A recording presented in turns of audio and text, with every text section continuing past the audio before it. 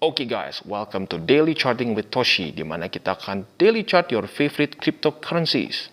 Oke guys, cryptocurrency market kembali lagi turun sebesar minus 5,8% dengan total crypto market cap sebesar 2,29 triliun US dollars. Dan kalau kita lihat Bitcoin ya, dia kembali bounce ya. Basically dia kemarin week terendahnya sampai 42.000 US dollars itu di Binance ya. Mungkin di beberapa exchange lain bisa berbeda. Tapi kalau di Binance sekitar 42.000 dan dia kembali lagi bounce ke angka 49.000 US dollars ya. Dan overall kalau kita lihat market mulai cukup kembali pulih lagi ya. Ethereum di atas lagi 4.000, bahkan salah satu yang terbaik nih Ethereum ya, dia kembalinya dengan sangat cepat. Dan Binance juga dia sudah tadi sempat kemarin tuh nyaris nembus 500-an, sekarang sudah 560-an lagi. Dan overall market quite okay ya. Nah, sekarang baik lagi ya, masih ada beberapa yang merasa gitu ya. Gue masih ada beberapa yang komen. Sebenarnya dikit sih, jujurnya dikit banget ya, dikit banget. Tetapi gue nggak mau para subscriber gue jadi bingung sendiri gitu ya dengan orang-orang yang yakin sekali kalau teknik analisis itu nggak guna.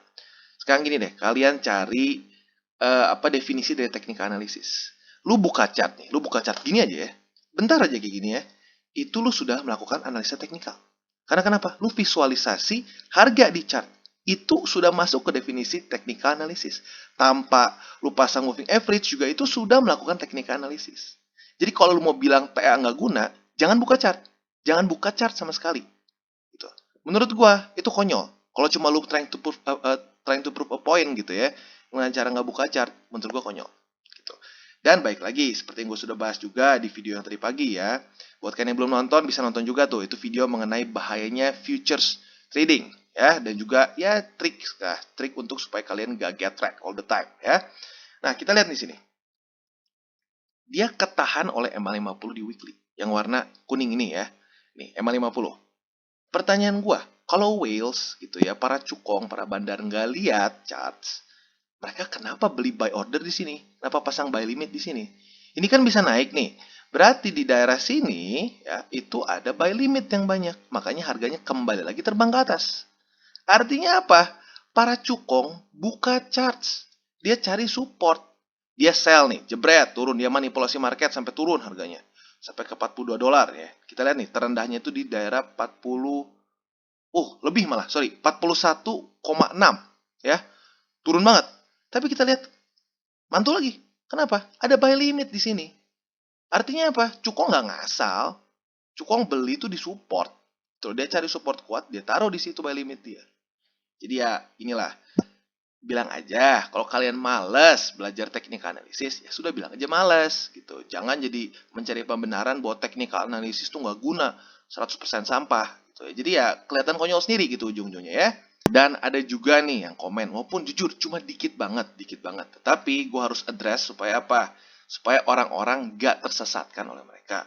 Gini, bacanya tuh jangan pakai chart nih, bacanya whale alert. Lihat perpindahan. Setiap ada perpindahan kita trade. Sekarang kita lihat, ini dia dalam kurun waktu yang sangat dekat aja ada 3 kali alert. Pertanyaan gue satu, lu mau trade-nya gimana gitu loh?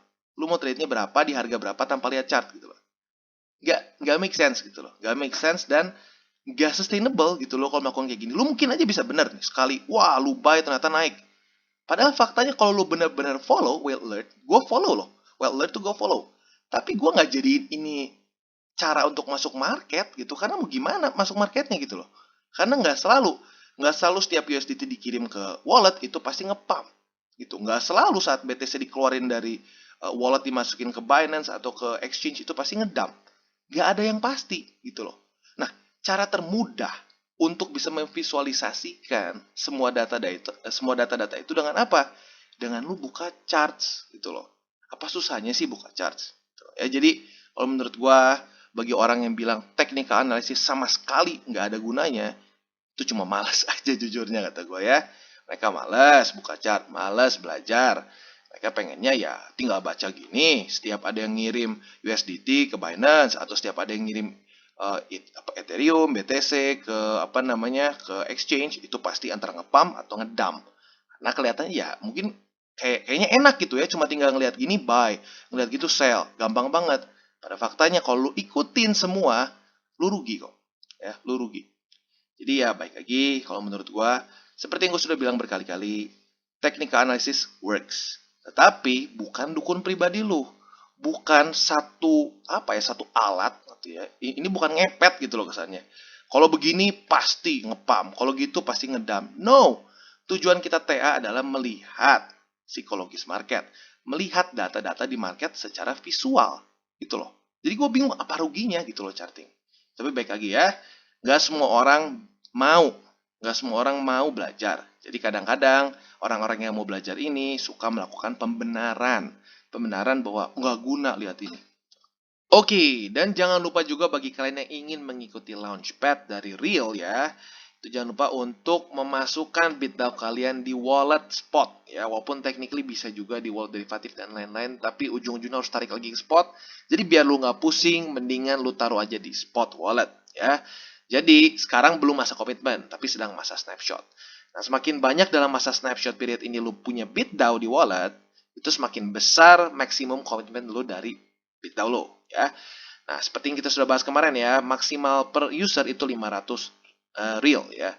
Tapi jangan lu berharap dapat 500 ya, kemungkinan besar ini akan dibagi pro rata. Jadi kalau dana lu gede banget gitu ya, mungkin sampai miliaran gitu kesannya, ya mungkin lu bisa nembus ini dan kena cap gitu, lu nggak akan dapat lebih dari sini. Tapi ya bagi kalian yang mungkin dananya nggak terlalu besar ya jangan berharap langsung 500 gitu ya, karena ada beberapa yang salah berpikir bahwa pokoknya lu masukin 50 BitDAO dapat 50 real ya, jadi nggak kayak gitu caranya. Ini adalah maksimum cap per user gitu ya. Nah, jadi gue ingetin sekarang sedang masa snapshot ya. Jadi dalam 5 hari ini average dari BitDAO lu akan keluar nanti di sini ya. Dan nanti pada tanggal 10, tepatnya jam setengah 11 kalau nggak salah ya, setengah 11 pagi, lu bisa mengcommit BitDAO lu untuk bisa ditukarkan dengan si token real ini. Nah, jadi jangan sampai lupa tanggal 10. Kalau perlu lu pasang di di kalender lu gitu supaya lu nggak lupa untuk mengkomit. Karena gue ikutan launchpad dan gue lupa komit. Ujung-ujungnya gue cuma bengong ngelihat chartnya terbang gitu ya. Jadi kurang lebih seperti itu, jangan lupa ya. Dan jangan lupa juga kalian sudah harus KYC level 1 untuk bisa mengikuti program Launchpad dari Bybit ini. Ya. Oke, dan berita selanjutnya. El Salvador kembali lagi membeli 150 Bitcoin saat ngedip 20%. Ya, jadi memang El Salvador ini, atau mungkin lebih tepatnya presidennya ya, Nayib Bukele ini memang legend ya. Dia memang ya gila lah ya. Kita lihat beritanya ya. Jadi kalau kita lihat di sini, Bukele ini announce di Twitter dia bahwa Sabtu kemarin nih ya, Sabtu kemarin dia bilang El Salvador just bought the dip, dia bilang 150 coins di average harga 48,67 dolar ya, sorry, lebih tepatnya 48.670 dolar ya. Dan dia kasih emoji dan Christmas tree. Memang ya gila ya. Sekarang ya kita bisa lihat dulu 2016, 2017 nggak ada cerita kayak gini ya. Apalagi di 2013, 2011 jauh lah dengar cerita dari negara-negara yang mau mengambil Bitcoin sebagai legal tender. Jadi bisa dibilang ya ini sudah mulai berubah gitu ya. Tatanan kripto di seluruh dunia itu sudah mulai berubah. Ya. Dan yang lebih ngakaknya lagi Bukele bahkan nambah lagi tweet ya. Dia miss the pink button by 7 minutes. Well, ya memang cukup unik sih Nayib Bukele ini ya. Dan ya bisa dibilang ini nanti gitu ya, dalam mungkin beberapa puluh tahun ke depan gitu ya, ini mungkin akan dimasukin ke buku ekonomi kali ya, mungkin Nayib Bukele ini ya. Jadi orang pertama atau lebih tepatnya presiden pertama di dunia yang melegalkan Bitcoin sebagai legal tender ya. Jadi it's quite unique dan baik lagi sekarang mungkin orang berpikir, El Salvador kan cuma negara kecil. Ya sama seperti dulu, 2016, 2017 orang bilang, Bitcoin cuma diambil oleh perusahaan-perusahaan kecil. Sekarang oleh negara kecil. Nanti cycle selanjutnya diambil oleh negara besar. Nanti apalagi alasannya terus. Setiap cycle pasti alasannya berbeda-beda. Tapi yang jelas, yang pasti terus terjadi pada faktanya adalah adopsi dari cryptocurrency in general. Jadi ya baik lagi pertanyaan gue, kapan lu mau adopsi? Oke, dan sekarang kita kembali ke chart ya. Jadi sebenarnya ada lucu sih ya kalau dipikir-pikir. Kalau lu nggak suka charting, ada orang yang nggak suka charting gitu. Kenapa datang ke channel yang nge-chart? Ya, I don't know ya. Jadi buat kalian yang nggak suka chart ya just stay away gitu ya. Ya kalau kalian ngerasa ada cara lain lebih bagus ya silahkan. Kalau gua pribadi, gua ngerasa dengan gua charting, gua sudah profit dan gua bisa take profits di tempat-tempat yang menurut gua quite okay. Dan kalau lu nggak setuju ya silahkan cari sendiri ya. Ya gue cuma mau mengedukasi orang yang mau diedukasi. Kalau nggak mau diedukasi ya gue nggak bisa paksa ya. Oke, jadi sekarang kita langsung masuk ke chart ya. Dimana kita lihat technically speaking jebol nggak? Well, belum sih, karena belum close ya. Technically belum close, masih ada 20 jam lagi. Jadi kita lihat nih, dalam 20 jam lagi apakah harga Bitcoin bisa kembali di atas dari bull support band. Dan jangan sampai salah kaprah. Yang gue bilang belum pernah tembus 10 tahun tuh bukan bull support band-nya loh. Di sini aja tembus kok. Bukan bull supportnya. Tetapi kondisi seperti ini ya. Dimana dia retest dan dia nggak close di bawah dari bull support band. Yang terjadi adalah selama 10 tahun terakhir, kalau terjadi seperti ini, dia berinteraksi dengan bull support band dan dia nggak close di bawah, itu harga wick terbawahnya ini nggak akan pernah dilewati lagi. Gitu. Kemarin nggak kan tuh, lumayan dekat tapi nggak kena. Jadi, in theory, selama 10 tahun terakhir, gitu ya, 10 tahun terakhir, selama terjadi seperti ini, Bitcoin nggak pernah di bawah lagi dari angka situ. Tuh, jangan bilang gua so tahu, ini data gitu loh, data. Mungkin nggak jebol kali ini, mungkin, nggak ada yang nggak mungkin. Tetapi data 10 tahun mengatakan kebalikannya. Tuh. Jadi ya mungkin aja ini bisa jadi pertama kali. Tapi ya kalau gua pribadi sih, ya highly unlikely menurut gua. Jadi kemungkinan besar kalau sampai ini ketembus ya angka 39.000 ini ketembus, si BTC Bull Support Wall ini tertembus, wah, siap-siap menurut gua itu bisa bear market. Karena itu pertama kali terjadi selama 10 tahun gitu. Wah, mana bro 10 tahun? Kita lihat ya. Sekilas aja nih. Buat kalian yang sebenarnya pengen tahu jelas udah ada videonya. Namanya Rahasia Bitcoin di dalam YouTube channel gua ya. Jadi buat kalian yang mau tahu lebih jelas bisa lihat di situ. Kita di sini ya, selama dia hold tuh ya, hold dia nggak tembus, dia nggak close di bawah dari bull support band ya. Kuncinya close ya, jangan wick, close. Kalau dia nggak close di bawah situ, statistiknya dia nggak pernah nyentuh angka sini lagi. Pernah lihat Bitcoin angka 9.000 lagi sejak ini? Nggak pernah kan? Di sini, contoh lagi. Di sini gagal kan? Ya berarti nggak masuk. Di mana lagi? Di sini, gagal, nggak masuk. Di sini, lihat, ketahan kan? Pernah lihat ada Bitcoin di angka sini lagi? Kita kasih ya. Di angka sini. Nope, nggak pernah. Di mana lagi? Di sini nih, berinteraksi tapi nggak close di bawah. Pertanyaan gue, apakah pernah Bitcoin sampai di angka di bawah situ lagi? Nope, nyaris tapi enggak. Ya, dari situ data gue. Jadi bukan yang nggak bisa tembus bull support band. Kalau tembus sudah berkali-kali kok. Setiap bear market pasti tembus. Nih, tembus. Di sini juga tembus. Di sini tembus. Yang menjadi pertanyaan adalah apakah dia bisa hold seperti ini. Kalau dia bisa hold seperti ini, data 10 tahun ke belakang mengatakan Bitcoin nggak akan menyentuh harga situ lagi.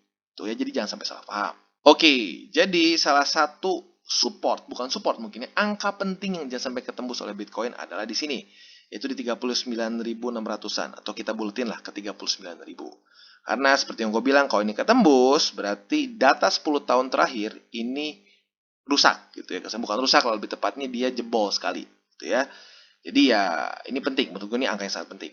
Dan yang kedua mungkin selanjutnya adalah yang support penting sebelum itu adalah MA50 di weekly.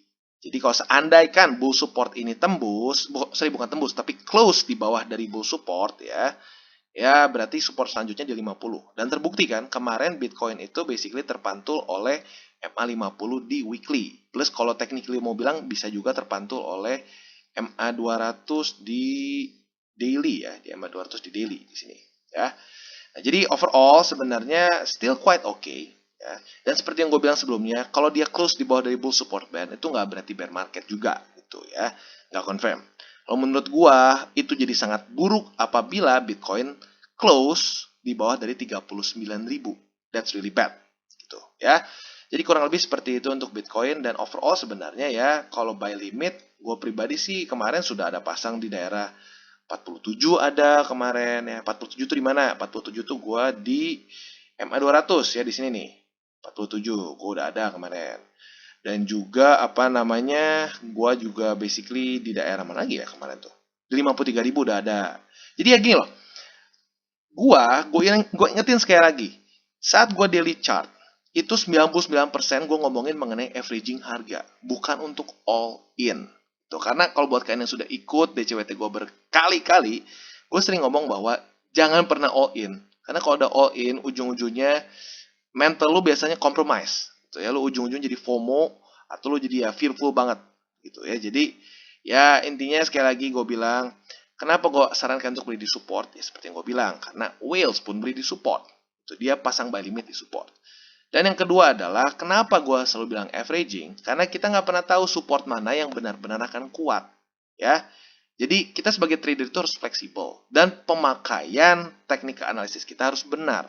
Tuh, kalau teknik analisisnya salah gitu ya, time frame terlalu kecil, main di 1 menit, ya gampang hancur. Dan mungkin seringkali itu yang membuat banyak orang berpikir bahwa TA itu nggak guna. Karena time frame mereka terlalu kecil, mereka nggak mau zoom out. Gitu. Itu sama aja kayak gini nih. Lu pakai mobil manual, ya, lu pakai mobil manual, lu nggak bisa, gitu, lu nggak bisa pakai mobil manual, terus lu bilang, mobil manual tuh semuanya bullshit, gitu ya, nggak benar mobil manual tuh. Ya, nggak gitu, kalau lu nggak bisa pakainya nggak berarti jadi mobil manual tuh nggak benar, gitu ya.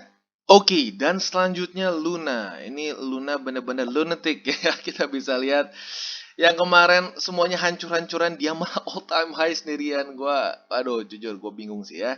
Tapi ya baik lagi, apa namanya, seperti yang gue bilang ya, market itu nggak selalu ngikutin Bitcoin, tetapi rata-rata 90-80% altcoins mengikuti Bitcoin. Tapi ya ini salah satu contohnya ya, Luna malah kebalikannya. Walaupun dia sebenarnya ikut turun sih kemarin ya, tetapi recovery dia gila. Bukan cuma recover, tapi malah mantul nembus new all time high ya. Ya jadi ya selamat bagi kalian yang sudah akumulasi Luna gitu ya. Dan apa namanya, overall gue ingetin ya, berarti dalam 20 jam lagi dia akan close weekly. Nah, kalau kita lihat ini biasanya masuk ke SOP gue untuk take profits gitu. Jadi bagi kalian yang SOP-nya sama kayak gue, ya bisa pertimbangkan dalam 20 jam lagi untuk take profits apabila dia close di luar dari Bollinger Band. Karena RSI-nya sudah otomatis dia sudah overbought sini ya. Jadi ya itu salah satu pertimbangan untuk kalian TP ya untuk di Luna. Dan selanjutnya sebenarnya ya bagi kalian ya, aduh yang konservatif sayang banget, dikit lagi kena ya, dikit lagi kena. Itu tuh kemarin dia lowest pointnya sampai ke 50,10 ya, berarti $50 lebih 10 sen. Nah, MA50-nya ada di $46. Jadi nyaris banget kena, tapi sayangnya enggak. Nah, kemarin buat yang lebih agresif dia ya untung.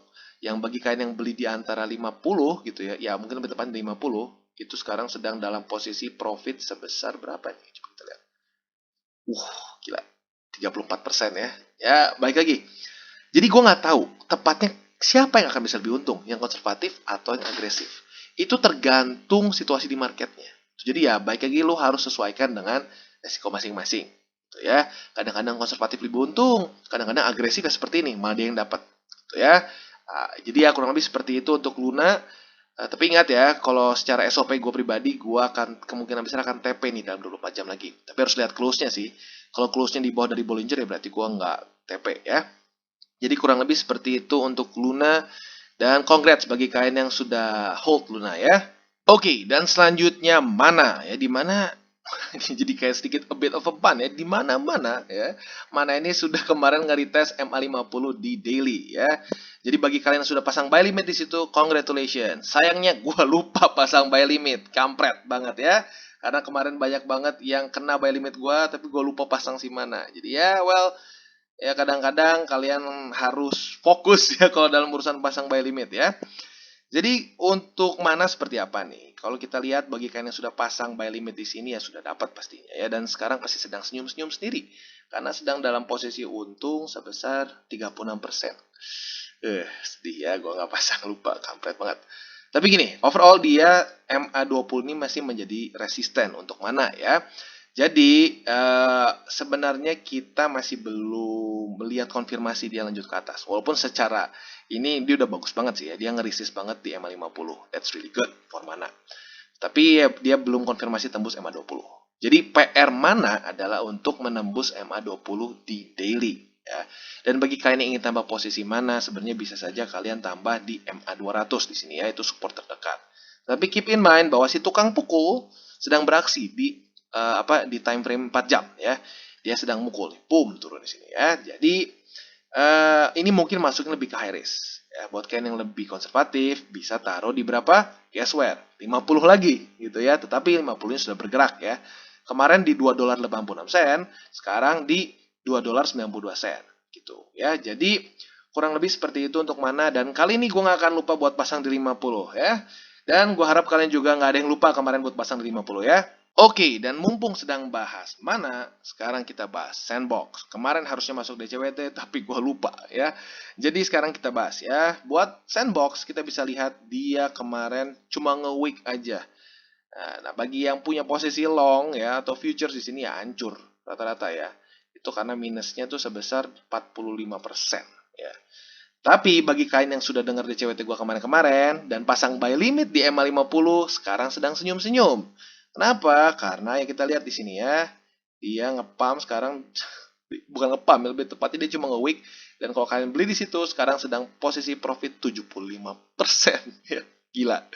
Ya ini dia, cryptocurrency market. It's a bumpy ride ya, it's a roller coaster gitu ya. Kalau lu nggak siap dengan roller coaster, ya get off the roller coaster ya. Nah, jadi sekarang kita bisa lihat dia sedang retest lagi MA20. Pertanyaan apakah jebol atau enggak, ya kita harus lihat. Karena baik lagi seperti yang gue bilang, walaupun ini ada ada perjuangan dari para bulls nih ya yang mendorong harga Sandbox sampai kembali lagi ke 20. Technically speaking, secara weekly-nya dia masih sangat overbought. Tuh ya, dan sudah overbought cukup lama. Jadi keep in mind masih ada kemungkinan bisa turun. Gitu ya. Dari mana datanya? Dari seperti ya Cardano dan lain-lain yang dia overbought banget, ujung-ujungnya koreksinya juga bikin enak. Gitu ya. Jadi harus selalu siap dengan potensi downside-nya. Ya. Jadi kurang lebih seperti itu untuk Sandbox, dan ini sekali lagi mungkin ya gini loh, gue ngerti cuma sedikit, memang cuma sedikit banget orang-orang yang nyeleneh gitu yang berpikir bahwa technical analysis gak ada gunanya. Tapi ya pada faktanya lu lihat sendiri gitu loh, ini kan berhentinya nggak ngasal gitu loh, dia berhenti di support gitu, dan berkali-kali terjadi gitu. Nah, ya gue nggak ngerti cara logika berpikir mereka gitu. Tetapi ya kenapa gue selalu tekenin di video-video gue supaya nggak banyak yang tersesat. Karena ya baik lagi, masih banyak gitu orang-orang yang baru pertama kali nonton video-video gue gitu. Nah, kalau mereka baca-baca komen gak jelas seperti itu, komen-komen menyesatkan seperti itu, takutnya mereka berpikir, oh iya ya bener ya kita main bandar aja. Yang main bandar tuh gimana gitu loh. Ya, jadi intinya selalu selalu coba bukalah chart gitu. Jangan mencari pembenaran karena nggak ngerti baca chart, jadi bilangnya udah kita pakai cara bandar aja. Ya, emang lu pikir bandar nggak buka chart? Oke, dan selanjutnya AVAX ya. Kemarin sudah cukup banyak yang request. Dan memang benar kemarin AVAX berapa kali nggak masuk karena ada request lain. Jadi ya, intinya ini battle of the request ya. Yang lebih banyak request yang masuk ya. Jadi kalau kita lihat AVAX dengan jelas dia tertahan oleh MA50 dan juga confluence dengan Bollinger Band di sini ya. Tapi sekarang dia sedang retest lagi ya. Overall sih it's quite good for AVAX karena dia nggak tembus di daily-nya tuh, bahkan nggak tembus 50. Karena banyak aset-aset lain ini yang di weekly aja sudah tembus ya di 20 maupun 50-nya. Ya, jadi overall AVAX is quite okay. Dan kalian pasti senyum-senyum bagi yang sudah TP di sini ya. Karena ya sekarang sudah bisa average posisi lebih di bawah lagi. Ya, kenapa bisa seperti itu? Karena TA ya. Oke, jadi intinya untuk AVAX, technically speaking kalian bisa pasang buy limit di MA50 di daily, yaitu di 89. Kalau sampai tembus di sini, ada support di mana lagi?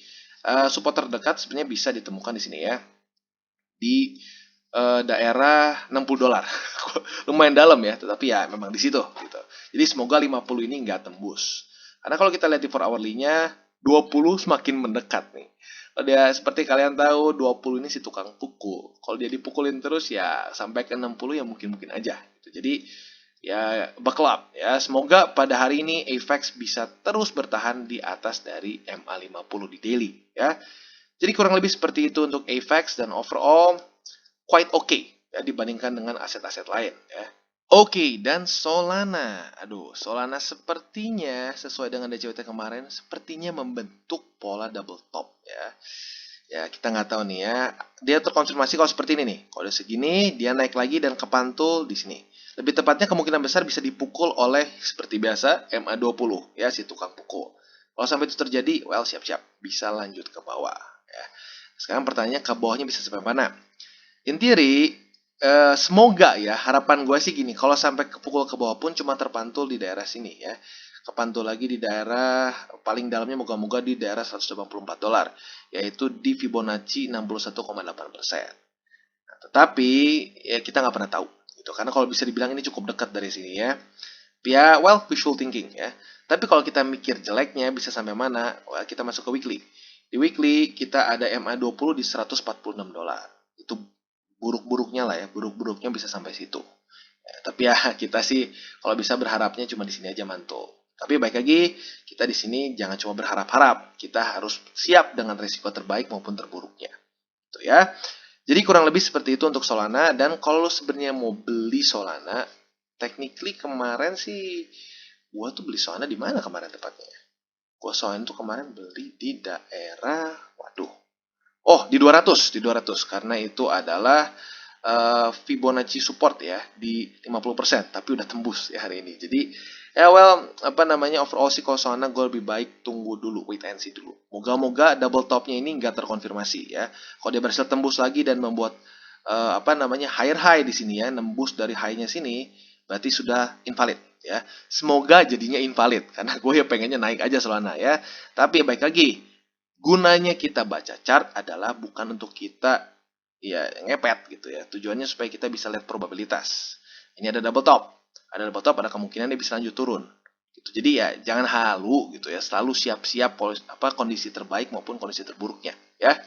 Oke, dan selanjutnya Matic. Matic luar biasa ya, dia luar biasa banget. Mirip ya, mungkin nggak se-ekstrim Sandbox sih ya.